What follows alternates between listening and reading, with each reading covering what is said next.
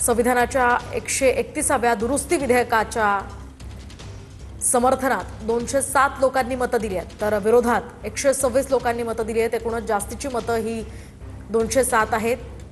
त्यामुळे समर्थनात हे विधेयक या ठिकाणी आहे। लोकसभेत विधेयक सादर करण्यासंदर्भात 333 खासदारांचं हे मतदान झाल्याची ही माहिती सध्या समोर येते। तर आपण सध्याची महत्त्वाची अपडेट यातली पाहतोय।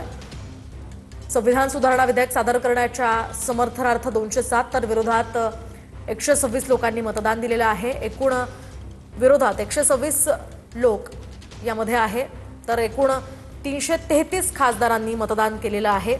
सध्याची महत्त्वाची अपडेट। विशेष अधिवेशन खरं तर या विधेयकांसाठी बोलवण्यात आलेलं आहे। या विधेयकांच्या पार्श्वभूमीवर आता ही मतदानाची प्रक्रिया पार पडते, त्यामध्ये हे मतदानाचे अपडेट सध्या आपण पाहतोय।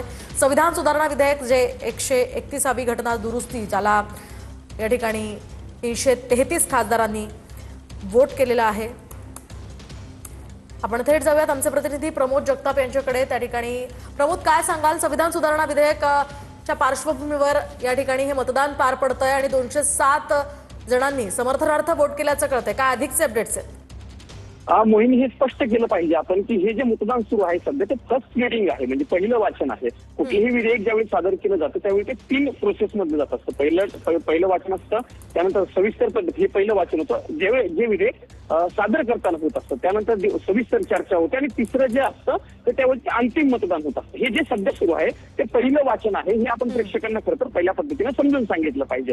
दुसरा यातला हा महत्वाचा मुद्दा आहे की ज्यावेळी विधेयक सादर होतं त्याच वेळी विरोधी पक्षाच्या खासदारांनी मतविभाजनाची मागणी केली। म्हणजे त्यांचं म्हणणं होतं की विधेयक सादर करतानाच तुम्ही मतदान घ्या आणि मतदान विधेयकाच्या बाजूने आणि विधेयकाच्या विरोधामध्ये साधारणतः किती खासदार आहेत हे स्पष्ट झालं पाहिजे आणि त्या अनुषंगानं हे मतदान जे आहे ते सध्या पार पडतंय। आता जर सांगायला गेलं तर इलेक्ट्रॉनिक पद्धतीने ह्या 333 खासदारांनी लोकसभेमध्ये मतदान केलेलं आहे। मोहिनी, त्यामध्ये 207 खासदारांनी विधेयकाच्या बाजूने म्हणजे विधेयकाच्या समर्थनार्थ मतदान केलेलं आहे, तर 126 खासदारांनी मतदानाच्या विरोधामध्ये मतदान केलेलं आहे। हे 333 खासदारांनी इलेक्ट्रॉनिक पद्धतीने मोहिनी मतदान केले आहे। बाकीच्या खासदारांचं मतदान इलेक्ट्रॉनिक पद्धतीने झालेलं नाहीये। ते खासदार आता चिठ्ठीद्वारे मतदान करणार आहेत, म्हणजे त्यांनी आपल्या चिठ्ठीवरती मतदानाच्या विधेयकाच्या समर्थनार्थ की विधेयकाच्या विरोधात अशा पद्धतीने मतदान लिहिलेलं आहे आणि ते मतदानाच्या चिठ्ठ्या ज्या आहेत त्या आता आपण दृश्यांच्या माध्यमातून बघू शकतो मोहिनी की त्या सगळ्या चिठ्ठ्या ज्या आहेत त्या लोकसभेतील सचिवालयाचे जे काही कर्मचारी आहेत त्यांच्याकडनं गोळा केल्या जात आहेत आणि त्या सगळ्यांची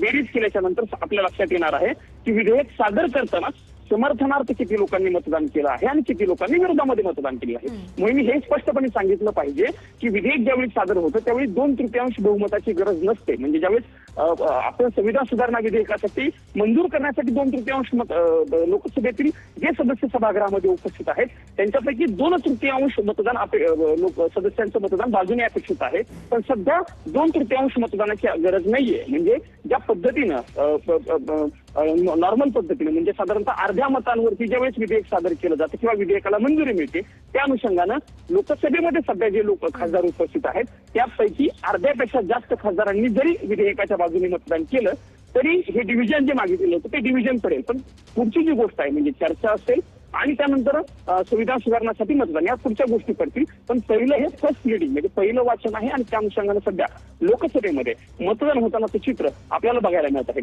मोहिनी, यातनं काही गोष्टी स्पष्ट होतील। त्यातली सगळ्यात महत्वाची गोष्ट ही आहे की विधेयकाच्या बाजूने सध्या कोण आहे, विधेयकाच्या विरोधामध्ये कोण आहे, म्हणजे 2/3 फायनल वेळी म्हणजे ज्यावेळेस संविधान सुधारणा विधेयक मंजूर करायचं आहे त्यावेळी 2/3 खासदारांची गरज आहे।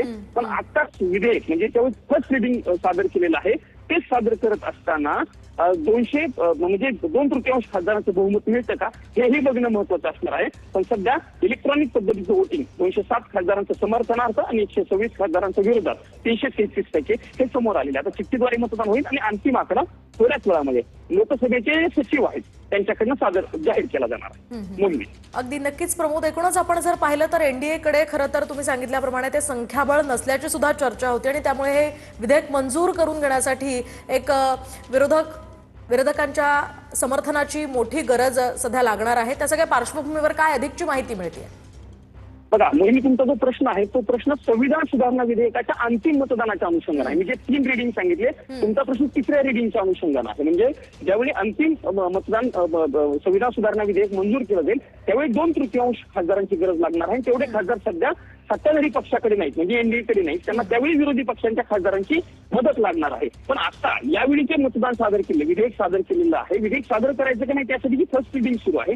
त्या रिडिंगसाठी मात्र त्यांना विरोधी पक्षांच्या खासदारांच्या मतांची गरज नाहीये, कारण सध्या एनडीएकडे 293 खासदारांचं संख्याबळ आहे. त्यामुळे 293 खासदारांपैकी किती खासदारांचं मतदान आता सत्ताधारी पक्षाला हे पहिल्यांदा विधेयक सादर करण्यासाठी मिळते हे बघावं लागणार आहे. यात सगळ्यात महत्वाचा मुद्दा हा आहे मोहिनी, की आता लोकसभेचं कामकाज काही वेळापूर्वी सुरू झालं, म्हणजे 11 वाजता 1 तासाभरापूर्वी लोकसभेचं कामकाज सुरू झालं आणि हे कामकाज सुरू करत असताना अनेक खासदार जे आहेत ते अनुपस्थित असल्याचं बघायला मिळते. खास करून दक्षिणेतील डीएमकेचे खासदार, म्हणजे ज्या राज्यामध्ये तमिळनाडूमध्ये मतदान आहे तिथले अनेक खासदार आत्ता सभागृहामध्ये पोहोचलेले नाहीत किंवा तृणमूल काँग्रेसच्या अनेक खासदार सभागृहामध्ये पोहोचले नाहीत. या 2 राज्यामध्ये विधानसभेच्या निवडणुका सध्या सुरू आहेत आणि त्या ठिकाणचे खासदार आता सभागृहामध्ये पोहोचलेले नाहीत. त्यामुळे ते खासदार आत्ताच्या जे डिव्हिजन मागितलेलं आहे विधेयक सादर करण्यासाठी त्यावेळी अनुपस्थित असणार आहेत. त्यामुळे अंतिम मतांमध्ये नेमकं पहिल्याच विधेयक सादर करताना कशा पद्धतीने गोष्टी समोर येतात हे बघावं लागणार आहे. पण हे विधेयक 100% सादर होणार आहे, कारण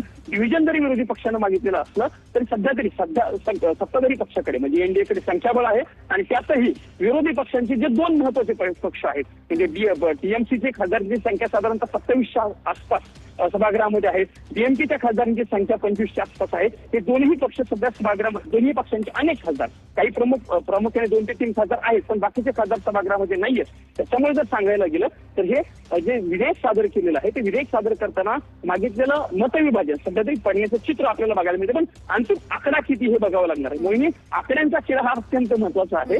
आकडा नेमकं कुठल्या पक्षाकडनं किती येतोय हे बघणं महत्वाचं असणार आहे. त्यामुळे हे डिव्हिजन आणि त्या डिव्हिजनाच्या अनुषंगाने येणारे मतदान हे बघणं महत्वाचं असणार. त्यामुळे हे डिव्हिजनातील आकडा किती येते हे सध्या पाहणं महत्वाचं असणार.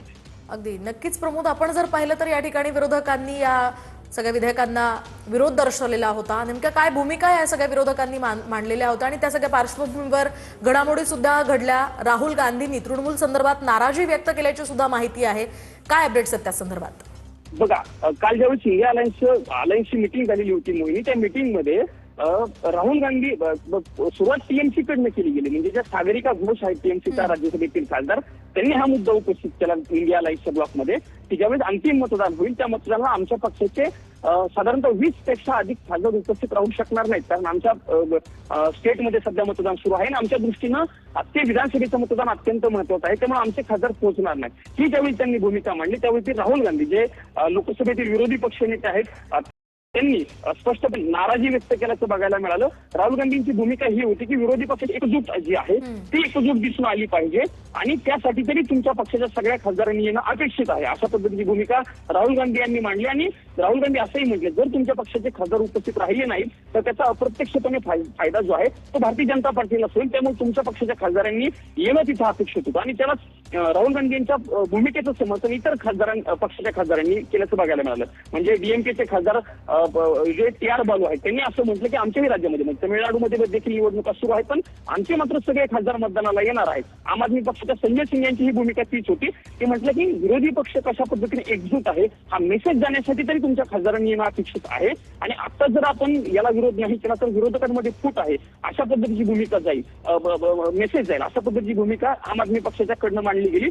ही सगळे खासदार आपल्या म्हणजे पक्षाचे नेते आपल्या पद्धतीची भूमिका मांडत असताना उद्धव ठाकरे यांनी यामध्ये हस्तक्षेप केला आणि उद्धव ठाकरे या बैठकीला म्हणजे काल जी बैठक झाली इंडिया अलायन्सची 3 वाजता मल्लिकार्जुन खरगे यांच्या निवासस्थानी, त्याला उद्धव ठाकरे हे ऑनलाईन पद्धतीने उपस्थित होते आणि त्यांनी असं स्पष्टपणे सांगितलं उद्धव ठाकरे यांनी की मी ममता दिदींशी बोलतो आणि ममता दिदींशी बोलल्याच्या नंतर त्यांच्याकडून जी भूमिका आहे ती भूमिका मी समजून घेतो आणि दिदींना समजावून सांगण्याचा प्रयत्न करतो की त्यांच्या खासदारांनी का उपस्थित राहायला पाहिजे. अर्थात आता उद्धव ठाकरे कशा पद्धतीने संवाद साधतायत, उद्धव ठाकरेंचा संवाद झाल्याच्या नंतर ममता दिदी उद्धव ठाकरेंचं ऐकतात का हे बघणं महत्वाचं असणार. कारण संजय राऊतांना सकाळी ज्यावेळेस आम्ही हा प्रश्न विचारला मोहिनी त्यावेळी संजय राऊतांची भूमिका ही होती की ममता दिदींशी उद्धव ठाकरेंचं आतापर्यंत बोलणं होऊ शकलेलं नाहीये, कारण ममता दिदी ह्या प्रचारामध्ये ग्रामीण भागामध्ये आहेत, त्यामुळे उद्धव ठाकरेंचं बोलणं होऊ शकलेलं नाही. त्यामुळे कशा पद्धतीने बोलणं होतंय आणि उद्धव ठाकरेंच्या बोलण्यानंतर तरी टीएमसीचे सगळे खासदार सभागृहामध्ये येतात का हे बघणं महत्वाचं असणार आहे. पण आता जे पहिलं डिव्हिजन आहे त्या पहिल्या डिव्हिजनला तरी उद्धव ठाकरे माफ करा टीएमसीचे खासदार उपस्थित नसल्याचं चित्र आपल्याला सध्या बघायला मिळतंय. प्रमोद, या संदर्भातले अपडेट्स आपण पाहतोय. संविधान